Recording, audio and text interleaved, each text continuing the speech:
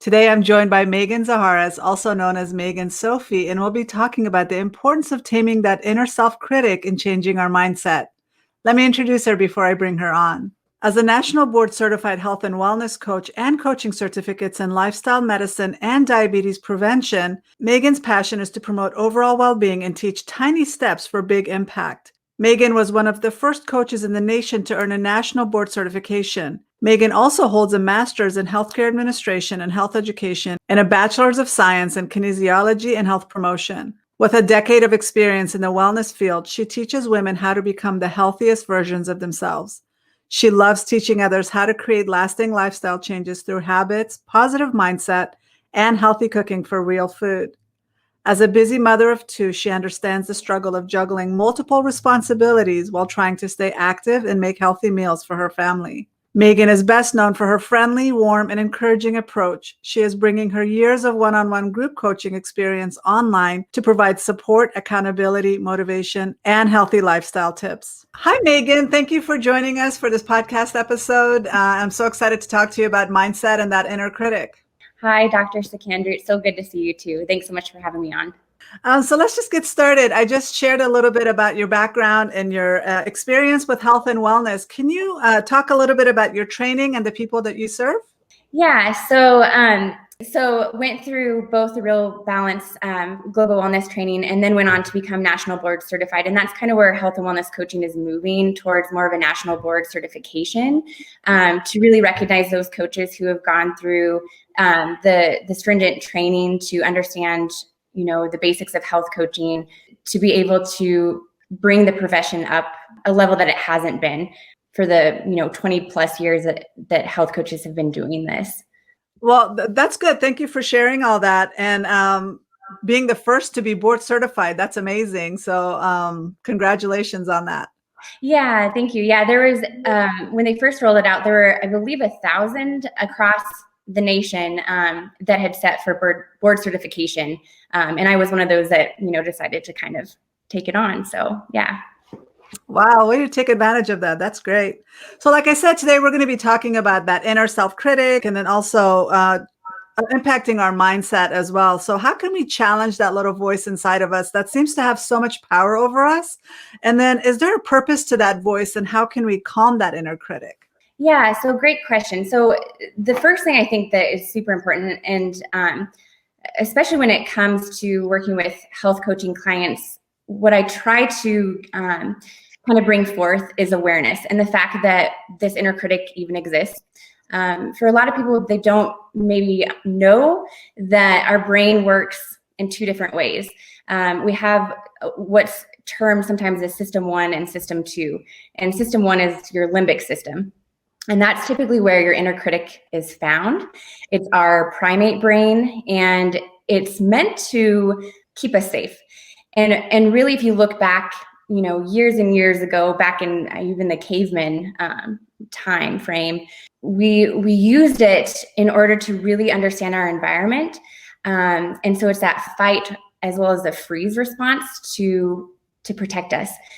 But what has happened as we've evolved and the environment around us has evolved is we're not faced with the dangers so much as they were back then. So we're not being chased by, wild animals or, trying to find shelter for the night.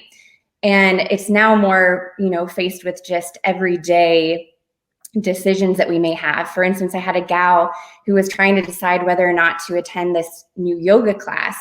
And as we were talking throughout the session, it was a lot of the inner critic was coming out with regards to, I'm not a yogi. I don't have experience in doing this. I'm going to look silly when I go in. A lot of this talk that was really trying to, again, keep her safe. And by first becoming aware that this even is part of our makeup, I think allows people then to recognize, okay, this is just a normal process. And then by becoming aware of that and understanding, what those thoughts are that are coming at you, you can then tap into system 2, which is your prefrontal cortex. And that's really where your analytical side, more of the logical reasoning, comes into play. And you can start really kind of dissecting and start asking, some of the important questions to understand, is this really going to be a dangerous situation I'm putting myself in? Or is it something that I'm going to find enjoyment, pursuing? So I know that most of us, including myself, I mean, we pick up the negative chatter that, like you said, the important thing is to be aware, right? We pick the stuff up, and I caught myself saying things to myself that I know, because I grew up speaking another language at home. I knew that that wasn't something I picked up from home. And I knew that I wasn't, maybe I could have gotten it from friends, but I was too young to have picked it up there because I wasn't in this country at that time. So what I noticed was I picked it up from the TV shows that I was watching. And I picked up the negative self chatter, and I adopted it, and it became part of my own self talk. How can we? So unless we're aware, we're not going to really know what the source is. And a lot of times we hear it from other people, or maybe we might have been bullied, or we might have heard somebody else call somebody else that name, and then we start doing it to ourselves. How can we change that inner script in order to be able to calm that self critic? Yeah, that's a great question. Personally, and from experience working with other people, and then even for myself, because I deal with this as well. I think we all do. It kind of depends on the situation, but there's two things that I always encourage people to do. One of them is to constantly have the four agreements in mind, as well as, posted up on a mirror or even on your phone. And for those that may not be familiar, it comes from Miguel Ruiz, and he wrote a book called The Four Agreements. And the first one is to be impeccable with your word. And a lot of this has to do with, speaking to yourself as well as to others with integrity and with truth. The next one is to not take anything personally. We have a tendency, I think, as just human beings, anything that's coming at us, we tend to think it has to do with us, where a lot of times it may have to do with, the other individual and something that they're experiencing. The third is to not make any assumptions. And I think this is imperative, especially when it comes to your inner critic, whether it's conflict that you're dealing with other people, or maybe a conversation you've left and you walk away thinking, did I understand what they said? Is that really what they meant? Instead of going down the rabbit hole and, creating a story, it's a matter of going back to that individual and asking the questions and clarifying what was said and kind of what took place. And then the last one is to always do your best. And I think this is imperative because it changes on a day-to-day basis. We show up different every single day and sometimes every single hour. And it's a matter of giving yourself grace and recognizing that you just do your best in that moment. Beyond the four agreements, another tool that I find to be powerful is what I deem, and I believe I had read about this years ago, but walking through the three doors. The first one is asking yourself, is this true? And I even kind of add an extra bonus to that, where then you continue on, well, how do I know this to be true? And it may again be an assumption that you have, or a thought, negative thoughts that are coming at you. And if you are able to say yes to those, then you move down to the next door, which is it kind? Then the third one would be, is it necessary? And I add /helpful. And I find that even for myself, if I'm kind of in that, that monkey brain, or my limbic system, is kicking in and just going wild, if I walk myself through those doors, and sometimes I go through all three, I'll find that more times than not knows the answer. And so then I'm like, okay, able to kind of move forward. And it also allows, again, that prefrontal cortex to kick in. The third tool that I'll mention, because I use this a lot as well with clients, and it's kind of fun in the sense that in order to understand, again, that our inner critic, yes, is a part of us, but it's also important to be able to separate it, is to come up with what your inner critic or what your gremlin, for instance, looks like. Give that individual, a personality, a look. And one thing that I've had clients do by being able to do this, when that voice pops in, it's like, oh, there's Samantha again, kind of spewing all her lies or negative thoughts, or again, trying to keep me safe, but not allowing me to move forward.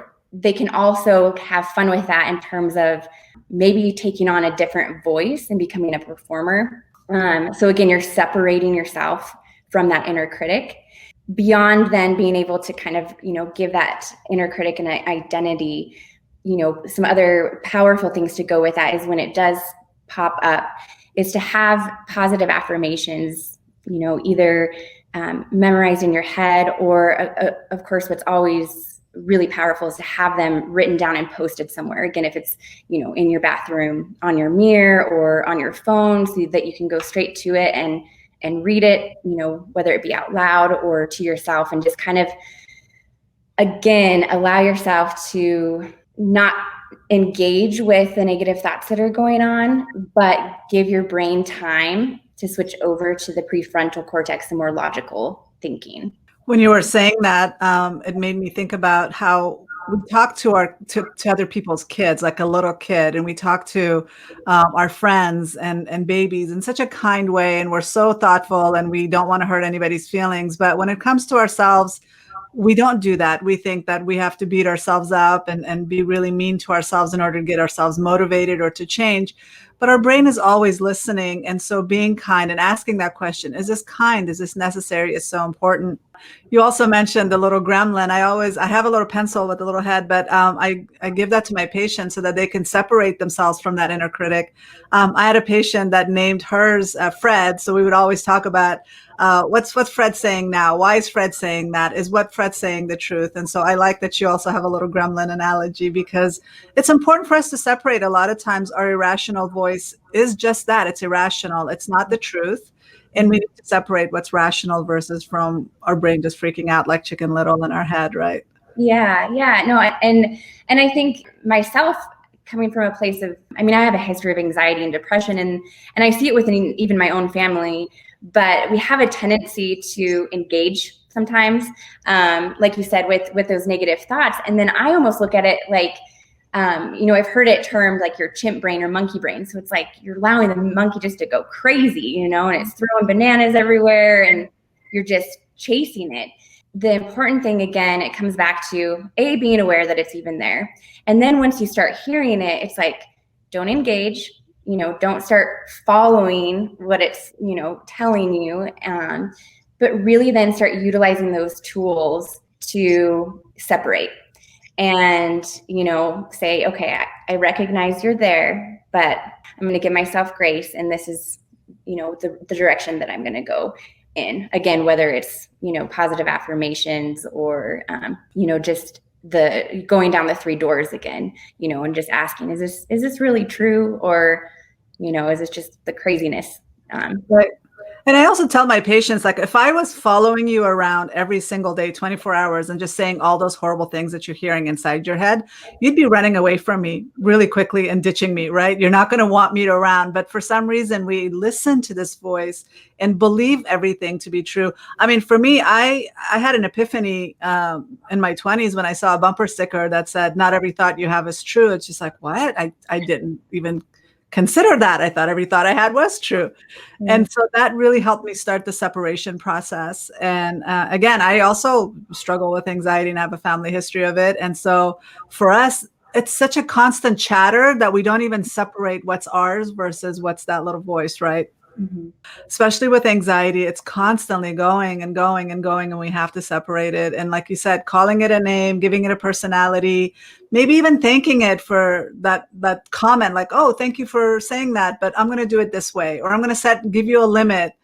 For 5 minutes, you can be as negative as you want, and then we're going to move on to something else," right? Yeah. Well, and that just brought up something for me too. And I'm not sure if you had a chance to read the Marie Forleo's book, The Everything is Figureoutable. But there was one technique in there that I actually did use again with a client, and I've used it myself, that I think is helpful. If you find yourself just continuing down, again, the rabbit hole, and just everything's coming at you, and sometimes it can be overwhelming, get a piece of paper out and write down what it is that's being said. And then I like what she did. She went back through and she said, then cross it out, and next to it, write BS, essentially, because it's not truth. And one of my clients came back and she's like, by the end of it, I was kind of laughing, like, this is just hysterical. Some of the things that, I tell myself all the time, because once she was able to look at it, she's like, wow, like, yeah, this isn't even close to being true. You're able to release that, out of your body too. Yeah, we have to catch the thoughts and look at them and see what they are, because a lot of times they're happening subconsciously and we're not even aware of what those words are. And that's a really good exercise. The thing I got from her book was distinguishing between freaked out thought versus the knowing, that intuition, that our chatter is loud and obnoxious and freaking out. And so we know not to listen to that. But when we have that calm knowing, then that's our intuition that's warning us, don't do that. So it's good to separate from that sixth sense away from the chatter and the inner critic, right? Yes, no, that's very true. And that even goes back to, the earlier, because there is a purpose that primal brain does serve, because there are situations in life where we still may be faced with dangerous situations, or even, it doesn't even have to be dangerous. Maybe you're just trying to come up with, deciding on something. But I think when we allow ourselves to sit quietly and really listen to that caring, loving voice that is trying to help guide us, that is something that is important to listen to. But you do have to separate, the two from each other, for sure. But it comes down to just paying attention and listening and really knowing ourselves. And that's the only way we can change. It's like, once we know what we're dealing with, then obviously we can change. So that's the first step of managing the inner critic. But we also are talking about mindset. So can you tell me what your definition of mindset is, and how can we work on our own mindset in order for us to help us with health and well-being, as well as just making us be more successful in life? So this is a great question. And it actually leads me into what I typically even find with health coaching clients that come in. So initially they will come forth and it's, wanting to lose weight and, eat healthier. And we have an opportunity to sit down and use the Wheel of Life to look at more than just the health and well-being aspect. There's the Wheel of Life that I use has 12 different areas, and it allows them to really assess, again, more than just the physical activity and the nutrition components. Mindset, in my personal opinion, I think is number one. What I've found is it is what allows us to truly move forward and to create the life that we want to live. Whether it's going back to, the inner critic that tends to stop us from wanting to really pursue those things that we find might bring us enjoyment, just continuing on the habit change that we're embarking on. I think mindset is so critical. Basically, having a healthy, positive mindset and being on your team essentially is what is so important in order to move forward and, again, create positive change. One of the things that I found, and I think back to another client of mine that I worked with, again, had come forward, initially wanting to lose weight, and nutrition was a big component as well. And being able to sit down with her and really go over the Wheel of Life and take an assessment, personal development and growth, as well as, just the mindset and how she was talking to herself were really what were keeping her back or holding her back from being able to move ahead. Being able to work through those hurdles and her having control over the thoughts that she was having and being in the driver's seat allowed her to push forward and start finally creating that change that she wanted. And, the next time that she came in, she said, what I've recognized is that the biggest hurdle was myself, and being able to kind of face that helped her then, to start creating that life that she really wanted to embark upon. Kind of reminds me of that saying of, when your brain thinks that, when you tell your brain you can't, it'll shut down and say, okay, because it'll believe whatever you tell it, right? If you say, I can't, and then it's like, okay, but if you say, well, maybe I'll try, let me just try one step, and then another, and taking little baby steps, right? And then it's open to that. So the mindset to me is, it's just our core beliefs in a way that we might not even be aware of. If we're so afraid, like when my daughter was little, she used to hang from the monkey bars, and there was literally this much space between her feet and the ground. But in her mind, she saw the distance as being way bigger. And she, no matter how much I would say, you're safe, just go ahead and let go, you're going to be okay. because her mind believed it to be a dangerous situation, she wasn't going to let it go.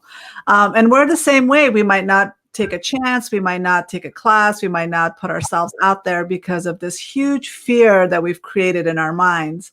And so we're not willing to try because our mindset is telling us, or that inner critic, no, it's dangerous. You're going to hurt yourself.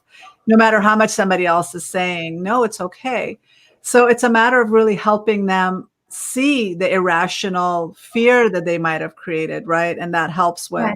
Yeah, and I think what you brought up too, and this is something as well that I strongly believe in, is what's termed the Kaizen way. And a lot of the philosophy behind it is taking tiny steps.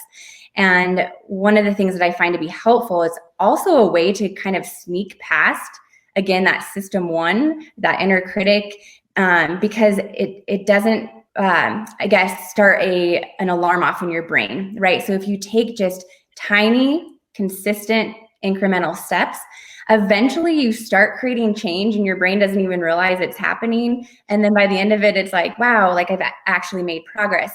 This might look like something, with weekly goals, for instance, where individuals might come in and say, and I know I'm really focused on kind of physical activity, but that's what's coming to mind. A lot of times it's like, I want to go to the gym every day this week. Or sometimes it's even 5 days, I'll start out saying, for at least an hour or at least 45 minutes. And at first we let them do that. We let them try it out, right? And they'll come back and it's like, oh, I was only able to go one time. And it's like, yeah, because alarms are going off in your head. Your brain's wanting to keep you in homeostasis. It doesn't like this change. But if you try, let's break that down. Let's, say 3 days, try to go to the gym for at least sometimes a ridiculously tiny amount, like 10 minutes, right? Just say, I'm just going to go for 10 minutes. By the time they do that, most of the time they stay for 20 or 30, right? Because they're not making this huge commitment that, again, alarms your brain and makes your brain think, oh, no, this is not like status quo. So I really like that, that philosophy of, of the tiny steps to create bigger change, for sure. I do that for myself all the time. I might not want to get on the treadmill or on the elliptical and just go in for 5 minutes. And if you don't want to do it, give yourself permission. And truly, if you truly don't want to do it, then stop. Right. But most of the times you'll find out that once you get on for 5 minutes, you're okay with finishing it. Even with my social anxiety when I was a kid, I would tell myself, okay, I will go to this party for 5 minutes. And if I'm really uncomfortable, I'll just make an appearance, say hello, and then leave. But I found that once I got over that 5 minutes or 5 seconds, even with public speaking, that 5-10 seconds is really, really difficult for me. I will turn red, my voice will shake, all of that. But then I know if I can get past that, I'll be okay. I've learned that over time that's my pattern. And once you pay attention to that and know, yes, it might be scary, but you'll also realize on the other side of it that, yeah, I could do that. It wasn't that bad. I survived. The world didn't open up and swallow me whole, right? Right. Yeah, no, it's so true. And the other thing too, that you had mentioned as well, that I think it goes back to some of the things that we tell ourselves with I can't, or I shouldn't, or I need to.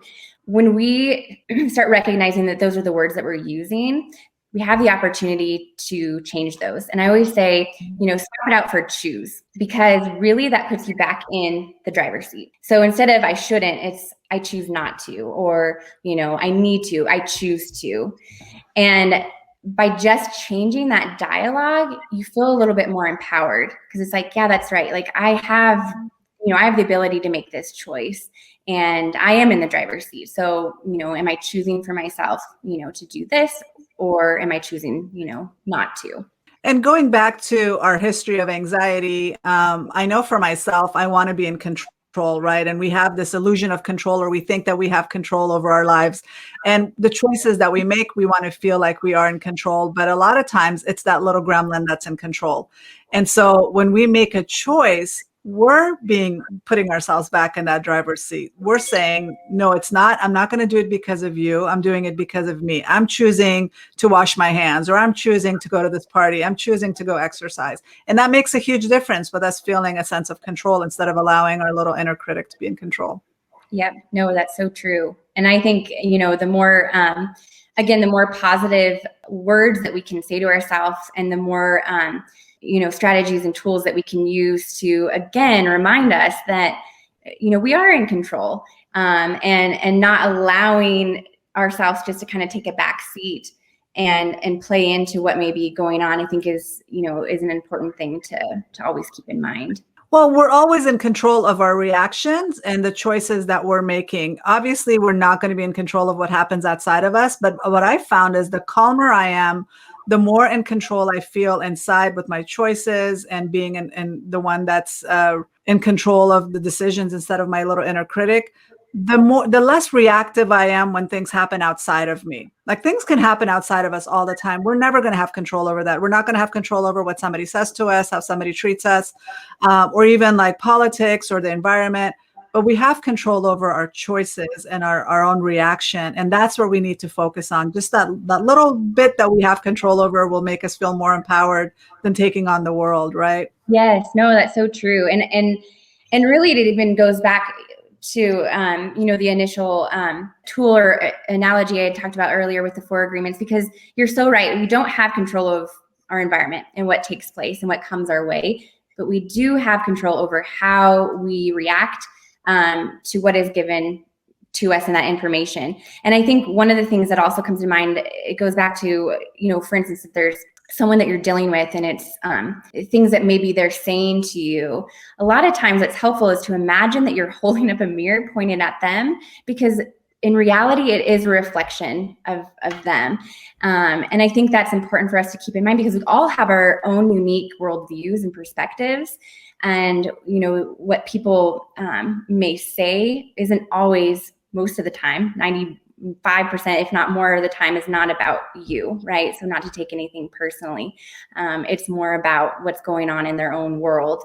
But again, you have the ability to choose how you take that information and how you react to it. I love that. I love that, imagining a mirror, just that you're pointing in front of somebody, but also imagining ourselves. Because I've said things that, other people might have taken the wrong way. And I was like, that wasn't even about you. I was just having a bad day. So the more we start paying attention to ourselves, and the more we know that we're doing some of those things that really have nothing to do with other people, we can understand how other people can be doing the same thing. And then we're not taking it so personally.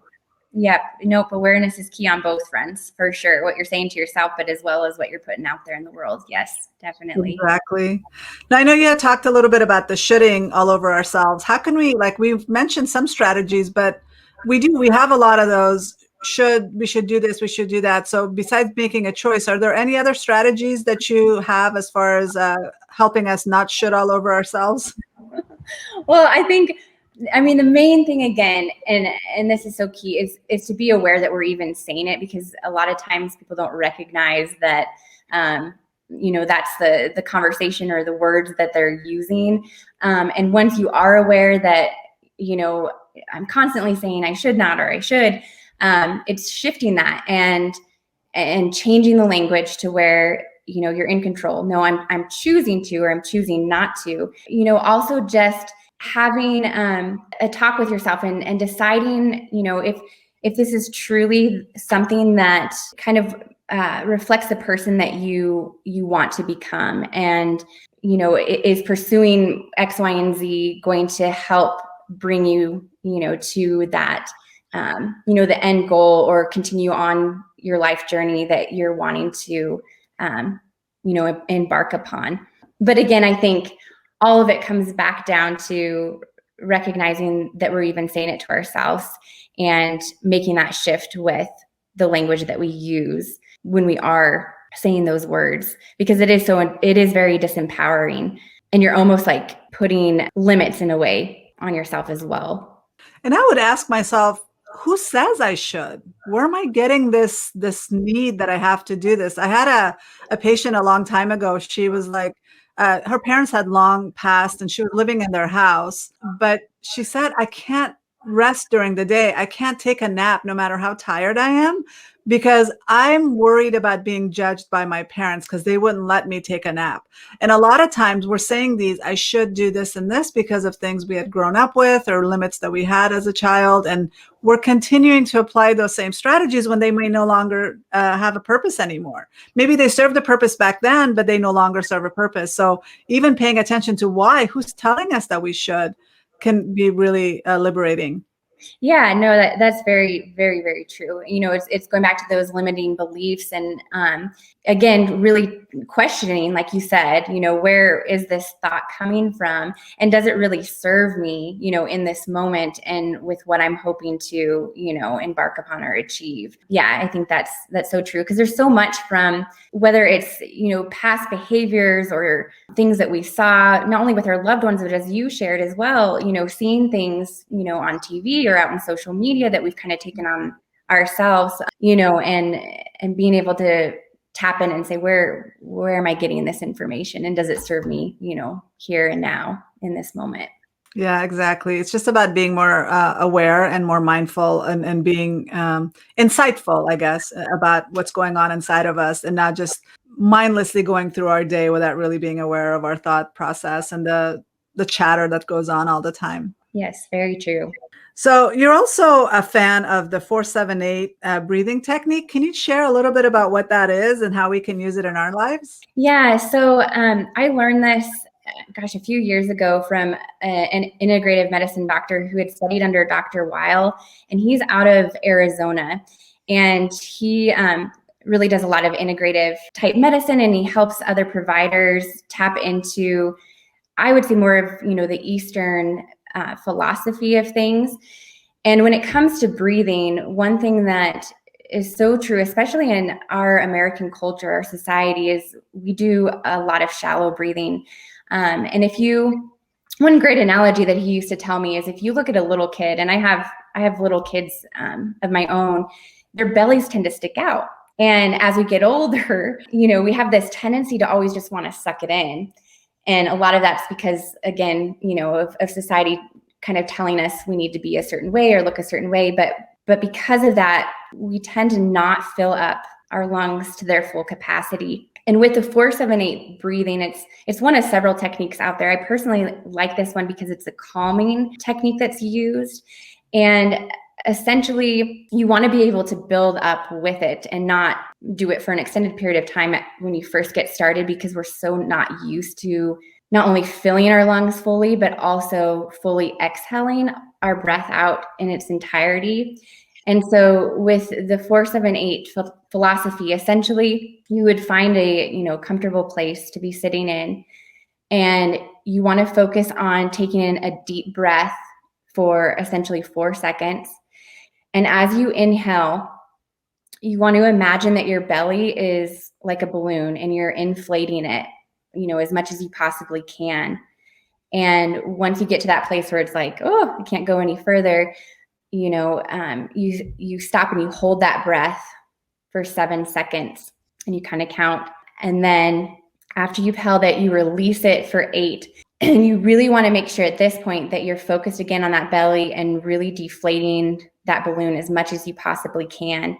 And what's interesting, the very first time that I did this, I actually felt like the inhalation, well, both inhalation and exhalation were, tough, but exhalation tended to be a little bit tougher because 8 seconds can be quite long. I'm going to show you how to do it real quick. Essentially, if you sit again, and we'll kind of count this out with my hands, you're going to take a deep breath in for 4 seconds, again, filling up your belly. And I could still keep breathing out, but if you do the 478 breath, when you initially get started, if you can do it at least 4 times in a row, it has such a calming effect. And I know Dr. Rao talked about the fact that it's actually been proven. I think there's, I can't remember how many studies have been done now with just breathing, but they're finding that it's almost as effective as, some of the medications that we're on, because it allows your system to really get rid of all of that, that negative energy, and fully allow your lungs to get as much oxygen in as it possibly can, as well as releasing, all of the carbon dioxide, because we don't give ourselves that opportunity to do the full deep breathing, which includes full inhalation as well as full exhalation. So it's a great practice, like I said, that I personally find to be helpful. And I've had other clients use it as well, to be able to kind of get themselves in a more calm, relaxing state. It's so true. Just taking a breath. I mean, we're meant to breathe. Obviously, throughout the day, we take so many breaths, but we don't even realize that the majority of it is shallow. It's from our chest and not from our belly. But just doing that with you just really helped me feel very grounded and calm. And it's a very simple, easy strategy. And I'm a huge fan of Dr. Wiles. So anything that he does, I'm a fan of. But just his whole emphasis on just breathing and being more mindful and grounding ourselves, because a lot of times we experience symptoms of depression and anxiety because we're just going without stopping and pausing and taking a breath and just calming our system and grounding ourselves. And that can make a huge difference in managing our symptoms. Yeah, no, that's very true. And just, and just being in the present moment, because I feel like, especially as we tend to always be on the go, and not just take that moment to pause. And I think if we give ourselves that opportunity, we start to recognize a lot more, that's going on around us, or even how our habits may be negatively not only affecting us, but other people around us too. Definitely.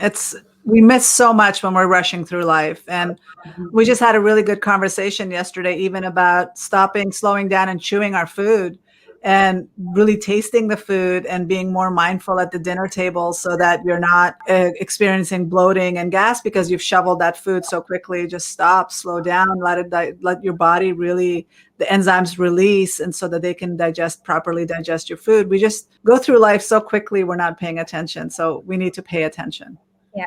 Yeah, no, that's very true. So given that all that you know now as an adult, as a mom, knowing what you know now, what would you tell your younger self about the inner critic and a negative mindset? What are some things that you would tell yourself? Yeah, so that's a great question, because I think, again, it's, a matter of being aware that, a lot of the thoughts that go through our head aren't true. And recognizing that, a lot of what we do tell ourselves in many ways is trying to keep us safe, but in life that may not necessarily serve us, with the direction that we want to be able to go. And then I think it's also important just, to give yourself grace, to speak to yourself. I think you had mentioned this as well, as you would to a good friend or, a loved one, or even your own kids. Because if you feel like the words that you say to yourself are not something that you would ever say, to a best friend, then they have no place, within your own heart and mind, because they're not really truly serving your higher purpose and your higher calling. So just, continuing to love yourself each and every day, give yourself grace, and always, keeping that question in the back of your mind, is this true? And how do I know that to be true? Yeah, I would definitely be a lot kinder to myself if I had to go back and know what I know now, because a lot of times we've perpetuated this negative self-talk and it's continued to take over, and just stopping and changing it can make such a big difference. Yes. Yeah. No, that's so true. So this was a great conversation. Thank you for being here and joining me. Where can people find you and connect with you? So my website is megansophie.com. And then I'm also on Instagram and Facebook. Those are Megan Sophie Wellness. It was a really good discussion. So I really appreciate you making the time and being here and talking to me. Yeah, thank you. I appreciate it.